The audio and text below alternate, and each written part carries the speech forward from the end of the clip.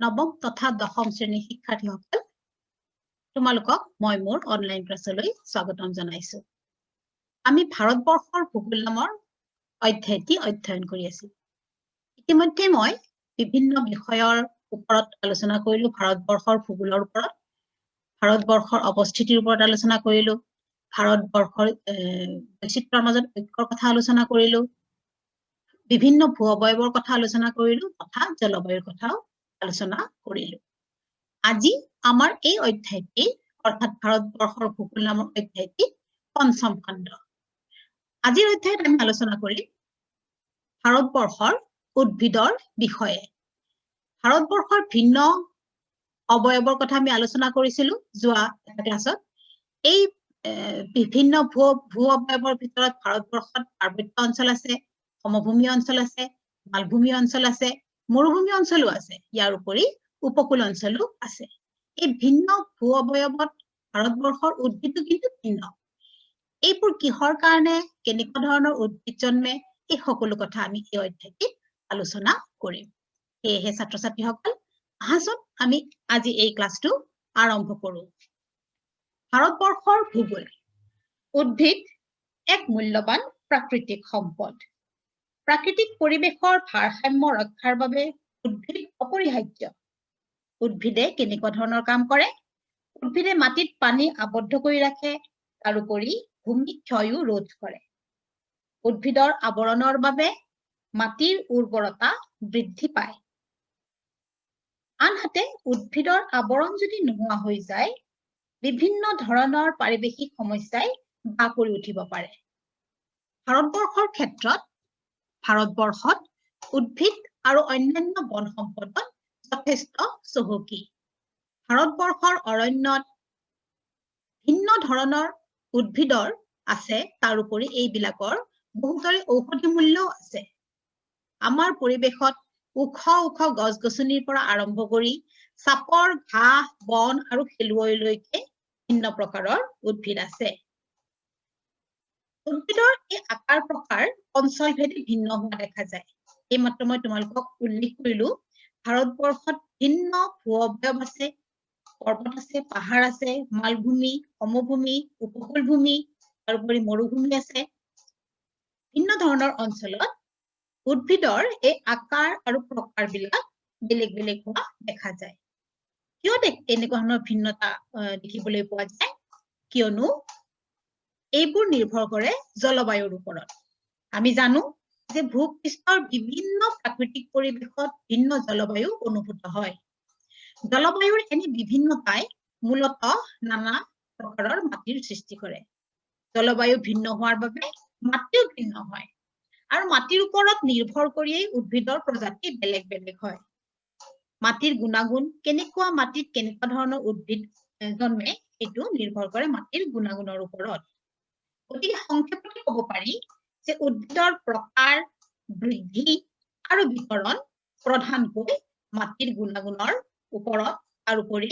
জলবায়ু আৰু ভূ-প্ৰকৃতিৰ ওপৰত নিৰ্ভৰ কৰে। ভাৰতবৰ্ষতো অঞ্চলভেদে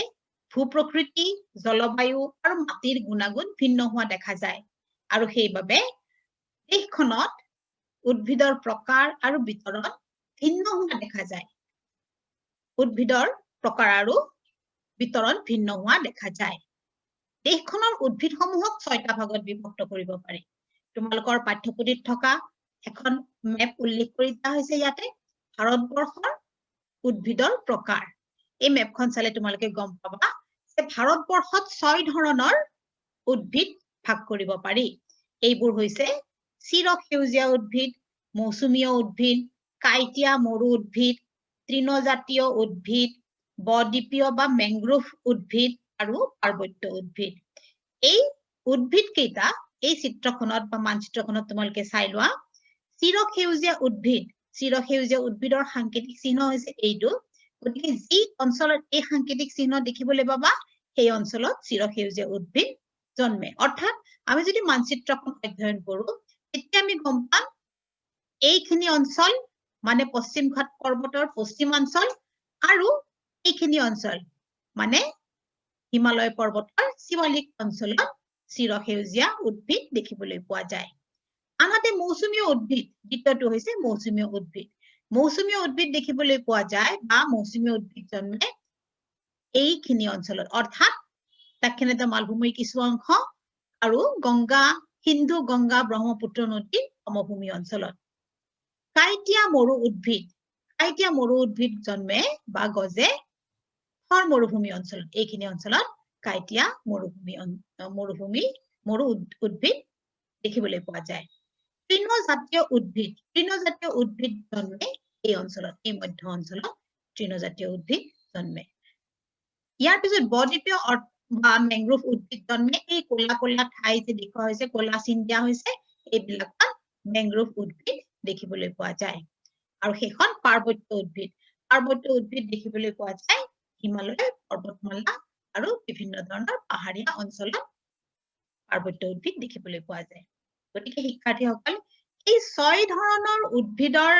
বিষয়ে আমি বিশদভাৱে এতিয়া আলোচনা কৰিম প্ৰথম হৈছে চিৰসেউজীয়া উদ্ভিদ এইবিলাক আমি ইতিমধ্যে উল্লেখ কৰিলো যে উদ্ভিদ কিহৰ ওপৰত নিৰ্ভৰ কৰে জলবায়ুৰ ওপৰত মাটিৰ গুণাগুণৰ ওপৰত নিৰ্ভৰ কৰে আৰু উত্তাপৰ ওপৰতো নিৰ্ভৰ কৰে যি অঞ্চলত বাৰ্ষিক বৰষুণৰ পৰিমাণ 200 সেন্টিমিটাৰতকৈ অধিক আৰু বাৰ্ষিক গড় উত্তাপ 25 ডিগ্ৰী সেন্টিগ্ৰেডৰ পৰা 27 ডিগ্ৰী সেন্টিগ্ৰেড হয় তেনে ধৰণৰ অঞ্চলত চিৰসেউজীয়া উদ্ভিদ দেখিবলৈ পোৱা যায় চিৰসেউজীয়া শব্দটোতেই লুকাই আছে যে এই উদ্ভিদৰ পাত সদায়েই সেউজীয়া হৈ থাকে গতিকে যি অঞ্চলত বৰষুণৰ পৰিমাণ 200 সেন্টিমিটাৰতকৈ অধিক অৰ্থাৎ য'ত বৰষুণৰ পৰিমাণ বেছি এই অঞ্চলৰ উদ্ভিদৰ পাত সদায় সেউজীয়া হৈ থাকে আৰু তেনেকুৱা উদ্ভিদক চিৰসেউজীয়া উদ্ভিদ বুলি কোৱা হয় চিৰসেউজীয়া উদ্ভিদ ক'ত পোৱা যায় উপলব্ধ অঞ্চল পশ্চিম ঘাট পৰ্বতৰ পশ্চিম ঢাল অৰুণাচল হিমালয়ৰ নামনি ভাগ উজনি অসম মণিপুৰ আৰু মিজোৰামৰ পাৰ্বত্য অঞ্চল আৰু আন্দামান নিকোবৰ দ্বীপপুঞ্জত চিৰসেউজীয়া উদ্ভিদ পোৱা যায় চিৰসেউজীয়া উদ্ভিদৰ বৈশিষ্ট্যসমূহ কি কি চিৰসেউজীয়া উদ্ভিদ সাধাৰণতে ওখ গছ-গছনিৰ সমষ্টি চিৰসেউজীয়া উদ্ভিদে ডাঠ অৰণ্যৰ সৃষ্টি কৰে ইয়াৰ গছ-গছনিবিলাক 45 মিটাৰ পৰ্যন্ত ওখ হয় ওখ গছ-গছনিৰ উপৰিও বেত বাঁহ ঠেকিয়া আৰু লতা জাতীয় চাপৰ উদ্ভিদো দেখিবলৈ পোৱা যায় ওখ গছ-গছনিৰ লগে লগে কিছুমান চাপৰ আৰু লতা জাতীয় উদ্ভিদো দেখিবলৈ পোৱা যায় এটা অতি উল্লেখযোগ্য বৈশিষ্ট্য হৈছে বছৰৰ কোনো ঋতুতে এই উদ্ভিদৰ পাত নসৰে উল্লেখযোগ্য কিছুমান গছৰ নাম হৈছে শিশু চন্দন ৰবৰ ইত্যাদি মূল্যৱান গছ শিক্ষাৰ্থীসকল এইবাৰ আহা মৌচুমীয় উদ্ভিদৰ বিষয়ে আলোচনা কৰো মৌচুমীয় উদ্ভিদ দেখিবলৈ পোৱা যায় যি অঞ্চলত বাৰ্ষিক বৰষুণৰ পৰিমাণ 100 সেন্টিমিটাৰৰ পৰা 200 সেন্টিমিটাৰ হয় আৰু বাৰ্ষিক গড় উত্তাপ 27 ডিগ্ৰী সেন্টিগ্ৰেড হয় মৌচুমীয় উদ্ভিদ কোন ঠাইত পোৱা যায় ভাৰতৰ অধিকাংশ ঠাইতেই মৌচুমীয় উদ্ভিদ পোৱা যায় মৌচুমীয় উদ্ভিদৰ অৰণ্য অসম পশ্চিম বংগ বিহাৰ উত্তৰ প্ৰদেশ হিমাচল প্ৰদেশ মধ্য প্ৰদেশ তামিলনাডু পশ্চিম ঘাট পূৰ্ব ঘাটক পৰ্বতকে ধৰি দাক্ষিণাত্য মালভূমিৰ পূব অংশ দক্ষিণ ভাৰতৰ ৰাজ্যকেইখনৰ সেমেকা অঞ্চল মানে য'ত বৰষুণ বেছিকৈ হয় 100 পৰা 200 সেন্টিমিটাৰৰ ভিতৰত আৰু তাৰোপৰি আন্দামান নিকোবৰ দ্বীপপুঞ্জতো মৌচুমীয় উদ্ভিদ দেখিবলৈ পোৱা যায় মৌচুমীয় উদ্ভিদৰ বৈশিষ্ট্য হৈছে মৌচুমী ঋতুত হোৱা বৰষুণৰ ওপৰত এই উদ্ভিদ নিৰ্ভৰশীল আমি জানো যে মৌচুমী বতাহৰ ফলত দক্ষিণ পশ্চিম মৌচুমী বতাহ তথা উত্তৰ পূব মৌচুমী বতাহৰ ফলত ভাৰতবৰ্ষত বৰষুণ হয় আৰু এই বৰষুণ বিশেষকৈ দক্ষিণ পশ্চিম মৌচুমী বতাহৰ ফলত বেছিকৈ হোৱা দেখা যায় গতিকে গ্ৰীষ্মকালত এই উদ্ভিদ দক্ষিণ পশ্চিম মৌচুমী ঋতুত হোৱা দক্ষিণ পশ্চিম মৌচুমী বতাহৰ ফলত হোৱা বৰষুণৰ ওপৰত নিৰ্ভৰশীল যিহেতু শীতকালত উত্তৰ পূব মৌচুমী বতাহৰ ফলত বৰষুণ হয় আৰু কিছু ঠাইতহে বৰষুণ হয় সকলো অঞ্চল ভাৰতবৰ্ষৰ সকলো অঞ্চলতে বৰষুণ নহয় এয়েহে শীতকালত এই গছবিলাকৰ পাত সৰি যায় ঋতু অনুযায়ী গছৰ পাত সৰা উদ্ভিদক পৰ্ণপাতী উদ্ভিদ নামেৰেও জনা যায় মৌচুমী উদ্ভিদৰ কিছুমান উল্লেখযোগ্য প্ৰজাতি হৈছে শাল চেগুন চিৰিছ শিশু অৰ্জুন শিমলু আৰু বিভিন্ন প্ৰজাতিৰ বাহ ছাত্ৰ-ছাত্ৰীসকল কাইটিয়া মৰু উদ্ভিদৰ কথা চোৱা সাধাৰণতে যি ঠাইত বৰষুণৰ পৰিমাণ কম অৰ্থাৎ বাৰ্ষিক 50 সেন্টিমিটাৰতকৈও কম বৰষুণ হয় তেনেকুৱা অঞ্চল হৈছে মৰুভূমি বা মৰুপ্ৰায় অঞ্চল এনেকুৱা অঞ্চলত কাইটিয়া জোপোহা উদ্ভিদ গজে এনে অঞ্চলৰ উত্তাপ বেছি মৰুভূমি অঞ্চলত আৰু মৰুপ্ৰায় অঞ্চলত উত্তাপ বেছি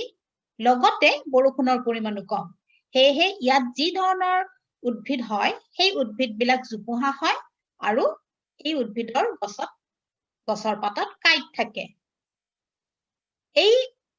জাতীয় উদ্ভিদ বিশেষকৈ ৰাজস্থানৰ পশ্চিমাংশৰ থৰ মৰুভূমি আৰু পঞ্জাবৰ দক্ষিণ পশ্চিম অঞ্চলত পোৱা যায় কাইটিয়া মৰু উদ্ভিদৰ বৈশিষ্ট্য হৈছে কাইটিয়া জোপোহা উদ্ভিদ বালিয়া মাটিত জন্মে মৰুভূমি বালিয়া মাটিৰে উপলব্ধ মাটি থাকে এহে এই মাটি বালিয়া মাটিত কাইটিয়া জোপোহা উদ্ভিদ জন্মে এনে উদ্ভিদৰ পাতবোৰ বহল নহয় গোটা আৰু কাইটিয়া হয় বিভিন্ন ধৰণৰ উদ্ভিদৰ নাম হৈছে একাচিয়া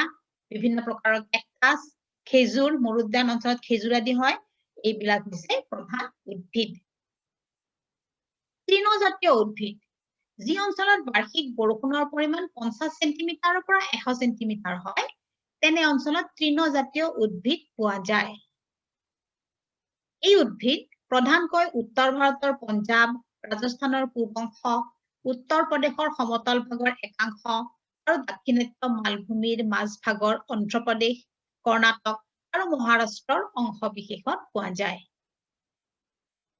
এনে উদ্ভিদৰ বৈশিষ্ট্যসমূহ কেনেকুৱা এনে উদ্ভিদৰ ভিতৰত চাপৰ জোপোহা গছ ঘাঁহ আৰু কাইটিয়া গছ বনেই প্ৰধান হিমালয়ৰ নামনি ভাগৰ তৰাই অঞ্চলৰ সেমেকা পৰিৱেশতো নল খাগৰি ইকৰা আদি ঘাঁহজাতীয় উদ্ভিদ জন্মে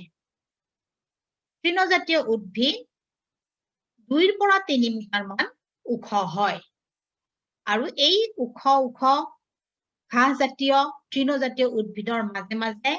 খয়েৰ শিমলু আদি গছো দেখিবলৈ পোৱা যায় পঞ্চম উদ্ভিদৰ প্ৰকাৰ হৈছে বদ্বীপীয় বা মেংগ্ৰোভ উদ্ভিদ এই উদ্ভিদ সমুদ্ৰৰ তীৰভূমিৰ বদ্বীপ অঞ্চলত পোৱা যায় সমুদ্ৰৰ পাৰৰ বদ্বীপ অঞ্চলত পোৱা যায় সাগৰৰ পানীৰ লৱণতা সত্ত্বেও জোৱাৰৰ ফলত জমা হোৱা গেদ আৰু নদীৰ জমা কৰা পলসুৱা মাটিৰ বাবে উপকূল অঞ্চলৰ ঠাই বিশেষে এই উদ্ভিদ জন্মে সাধাৰণতে সাগৰৰ পাৰত লুণীয়া মাটি থাকে আৰু সাগৰৰ পানীৰ লুণীয়া পানীৰ সত্ত্বেও কিন্তু এনেকুৱা কিছুমান অঞ্চল য'ত বদ্বীপ সৃষ্টি হৈছে বা বদ্বীপৰ গঠন হৈছে সেই অঞ্চলবিলাকত জোৱাৰৰ কাৰণে জমা হোৱা গেদ আৰু নদীয়ে বৈ আহি বদ্বীপ অঞ্চলত পলসুৱা মাটি জমা কৰাৰ কাৰণে কিছু পৰিমাণে সাৰুৱা মাটি তাত পোৱা যায় আৰু সেয়েহে এক বিশেষ ধৰণৰ উদ্ভিদ ইয়াত জন্মে এই ধৰণৰ উদ্ভিদক কিন্তু মেংগ্ৰোভ বুলিও জনা যায় এই উদ্ভিদ প্ৰধানকৈ কচ্ছ উপসাগৰৰ উপকূল অঞ্চল গংগা ব্ৰহ্মপুত্ৰৰ বদ্বীপ অৰ্থাৎ সুন্দৰবন আৰু মহানদী গোদাবৰী কৃষ্ণা কাবেৰী নদীৰ বদ্বীপ অঞ্চলত পোৱা যায় বদ্বীপীয় উদ্ভিদৰ ভিতৰত সুন্দৰী তাল আৰু নাৰিকল গছ আদিয়েই প্ৰধান পাৰ্বত্য উদ্ভিদ উদ্ভিদৰ প্ৰকাৰ আৰু বিতৰণত উচ্চতাৰ যথেষ্ট প্ৰভাৱ আছে আমি যিমানেই উচ্চতা লাভ কৰো মাটিৰ যিমানেই উচ্চতা লাভ কৰো সিমানেই উদ্ভিদৰ প্ৰজাতি ভিন্নতা দেখিবলৈ পোৱা যায় গতিকে ভাৰতবৰ্ষতো উদ্ভিদৰ প্ৰকাৰ আৰু বিতৰণত উচ্চতাৰ যথেষ্ট প্ৰভাৱ দেখিবলৈ পোৱা যায় পাৰ্বত্য উদ্ভিদ যেহেতু পৰ্বত অঞ্চলত হিমালয়ৰ পাৰ্বত্য অঞ্চলত পোৱা যায় সেয়েহে ইয়াতো হিমালয়ৰ যেহেতু উচ্চতা ভিন্ন আমি আগতেই পাইছো হিমালয়ৰ 3 ধৰণৰ হিমালয় পৰ্বতমালা আছে উচ্চ হিমালয় নিম্ন হিমালয় আৰু বহি হিমালয় গতিকে ইয়াৰ ঢাল অনুসৰি বা উচ্চতা অনুসৰি যেহেতু বৰষুণ উত্তাপ আৰু মাটিৰ গুণাগুণৰ তাৰতম্য ঘটে এহে উদ্ভিদৰো ভিন্নতা দেখিবলৈ পোৱা যায় পৰ্বতৰ বিভিন্ন উচ্চতাত ভিন্ন ধৰণৰ উদ্ভিদ দেখিবলৈ পোৱা যায় ভাৰতবৰ্ষৰ হিমালয় অঞ্চলতো উচ্চতা ভেদে ভিন্ন শ্ৰেণীৰ উদ্ভিদ দেখা যায় এইবোৰ হৈছে বহি হিমালয়ৰ শিৱালিক পৰ্বতকে ধৰি গড়ে 1000 মিটাৰ উচ্চতাৰ চাপৰ পৰ্বতমালা ডাঠ মৌচুমীয় অৰণ্যৰে আবৃত অৰ্থাৎ এই হিমালয়ৰ শিৱালিক পৰ্বতমালা সমভূমি অঞ্চলৰ গাতে লাগি আছে সমভূমি অঞ্চলৰ উত্তৰত অৱস্থিত গতিকে সমভূমি অঞ্চলত যেহেতু মৌচুমীয় অৰণ্য পোৱা যায় বা মৌচুমীয় উদ্ভিদ পোৱা যায় এহে বহি হিমালয়ৰ শিৱালিক পৰ্বতত য'ত উচ্চতা হৈছে গড়ে 1000 মিটাৰ সেইবোৰত মৌচুমীয় অৰণ্য বা মৌচুমীয় উদ্ভিদ দেখিবলৈ পোৱা যায় ইয়াৰ ওপৰৰ অৰ্থাৎ ইয়াৰ উত্তৰৰ 1000 মিটাৰৰ পৰা 2000 মিটাৰ উচ্চতাত পাৰ্বত্য অঞ্চলত বহল পাতৰ ওক আৰু সৰল জাতীয় উদ্ভিদ পোৱা যায় ইয়াৰ উপৰি 1600 মিটাৰৰ পৰা 3000 মিটাৰ উচ্চতাত দেৱদাৰুকে ধৰি বিভিন্ন প্ৰজাতিৰ সৰল বৰ্গীয় উদ্ভিদ পোৱা যায় আৰু ইয়াতকৈ অধিক উচ্চতাত কেৱল আলপীয় উদ্ভিদহে গজে গতিকে ছাত্ৰ ছাত্ৰীসকল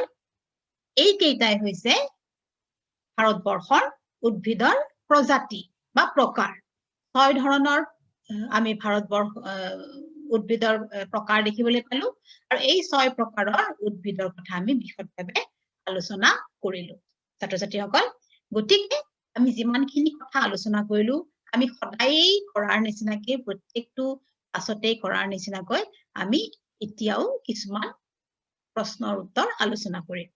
আৰু এই গোটেইকেইটা প্ৰশ্নৰ উত্তৰেই তোমালোকে মোৰ এই ভিডিঅ'টোতে সুন্দৰকৈ পাবা তোমালোকক মই আগতে কৈছো যেতিয়াই তোমালোকে কিছু কথা পঢ়া বা কোনো এটা চেপ্টাৰ পঢ়া বা কোনো এটা অধ্যায় পঢ়া এতিয়া সেই অধ্যায়ৰ পৰা সম্ভাৱ্য প্ৰশ্নাৱলীবোৰ তোমালোকে নিজে উলিয়াই ল'ব লাগে যাতে তোমালোকে পুৰা সেই অধ্যায়টোৰ বিষয়ে বিশদভাৱে জানিব পাৰা তোমালোকৰ সহায় হোৱাকৈ মই কেইটামান প্ৰশ্ন এই অধ্যায়ৰ পৰা উলিয়াই দিছো তোমালোকে এই প্ৰশ্নৰ উত্তৰসমূহ নিজে কৰিবা প্ৰশ্নকেইটা চোৱা একেবাৰে সহজ প্ৰশ্ন এই ভিডিঅ'টো চালেই তোমালোকে গোটেই প্ৰশ্নৰ উত্তৰসমূহ কৰিব পাৰিবা 1 নম্বৰ প্ৰশ্ন হৈছে উদ্ভিদৰ প্ৰকাৰ বৃদ্ধি আৰু বিতৰণ কিহৰ ওপৰত নিৰ্ভৰ কৰে তোমালোকে এই প্ৰশ্নৰ উত্তৰ লিখিব পাৰিবা কিহৰ ওপৰত নিৰ্ভৰ কৰে উদ্ভিদৰ প্ৰকাৰ বৃদ্ধি আৰু বিতৰণ এই অঞ্চলৰ সেই বিশেষ অঞ্চলৰ জলবায়ু উত্তাপ আৰু মাটিৰ গুণাগুণৰ ওপৰত নিৰ্ভৰ কৰে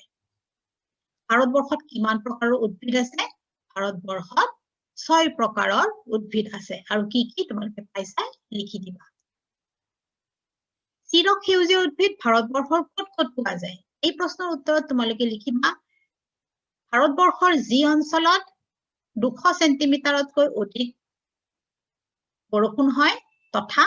গড় উত্তাপ হৈছে 25 ডিগ্ৰী সেন্টিগ্ৰেডৰ পৰা 27 ডিগ্ৰী সেন্টিগ্ৰেডৰ ভিতৰত এনেকুৱা অঞ্চলত ভাৰতবৰ্ষৰ চিৰসেউজীয়া উদ্ভিদ পোৱা যায় এই অঞ্চলসমূহ হৈছে অঞ্চলকেইটাৰ নাম তোমালোকে তাৰ পিছত লিখি দিবা চতুৰ্থ প্ৰশ্ন হৈছে মৌচুমীয় উদ্ভিদৰ বৈশিষ্ট্যসমূহ কি কি লিখা বৈশিষ্ট্যসমূহ দিয়াই আছে তোমালোকে সুন্দৰকে উলিয়াই তিনিটা বৈশিষ্ট্য মই দিছো এই ভিডিঅ'টো চালে তোমালোকে পাবা আৰু এই বৈশিষ্ট্যকেইটা পইণ্ট ওয়াইজ লিখি থবা মেংগ্ৰোভ উদ্ভিদ কি মেংগ্ৰোভ উদ্ভিদৰ কথা তোমালোকে লিখিবা যে বদ্বীপীয় উদ্ভিদক মেংগ্ৰোভ উদ্ভিদ বুলিও কোৱা হয় আৰু কেতিয়া ক'ত কেনেকৈ এই মেংগ্ৰোভ উদ্ভিদ জন্মে এই কথা তোমালোকে লিখিবা সৰ্বশেষত এটা দীঘলীয়া প্ৰশ্ন দিছো যিটো প্ৰশ্নৰ উত্তৰ লিখিলে তোমালোকৰ গোটেইকেইটা প্ৰশ্নৰ উত্তৰেই হৈ যাব এই প্ৰশ্নটো হৈছে ভাৰতবৰ্ষত উপলব্ধ গোটেইকেইটা উদ্ভিদৰ প্ৰকাৰৰ বিষয়ে লিখা অৰ্থাৎ গোটেইকেইটা প্ৰকাৰৰ বিষয়ে তোমালোকে বিশদভাৱে বহলাই লিখিব লাগিব শিক্ষাৰ্থীসকল